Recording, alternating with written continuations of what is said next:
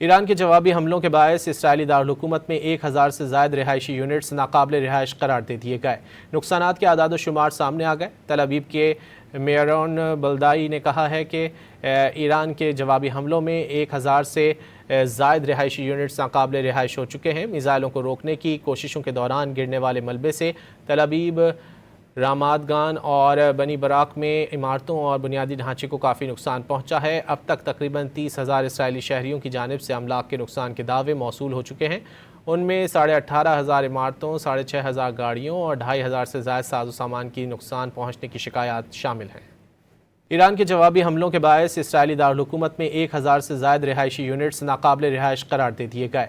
नुकसानात के आदाद शुमार सामने आ गए। तल अवीव के मेयरोन बल्दाई ने कहा है कि ईरान के जवाबी हमलों में 1000 से ज़ायद रिहायशी यूनिट्स नाकाबिल रिहाइश हो चुके हैं। मिसाइलों को रोकने की कोशिशों के दौरान गिरने वाले मलबे से तल अवीव, रामात गान और बनी बराक में इमारतों और बुनियादी ढांचे को काफ़ी नुकसान पहुंचा है। अब तक तकरीबन 30,000 इसराइली शहरियों की जानिब से अमलाक के नुकसान के दावे मौसूल हो चुके हैं।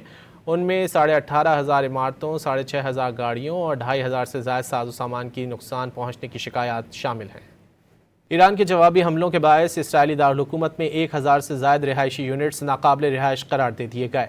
नुकसानात के आदाद शुमार सामने आ गए। तल अवीव के मेयरोन बल्दाई ने कहा है कि ईरान के जवाबी हमलों में 1000 से ज़ायद रिहायशी यूनिट्स नाकाबिल रिहाइश हो चुके हैं। मिसाइलों को रोकने की कोशिशों के दौरान गिरने वाले मलबे से तल अवीव, रामात गान और बनी बराक में इमारतों और बुनियादी ढांचे को काफ़ी नुकसान पहुंचा है। अब तक तकरीबन 30,000 इसराइली शहरियों की जानिब से अमलाक के नुकसान के दावे मौसूल हो चुके हैं। उनमें 18,500 इमारतों, 6,500 गाड़ियों और 2,500 से ज़ायद साजो सामान की नुकसान पहुंचने की शिकायत शामिल हैं।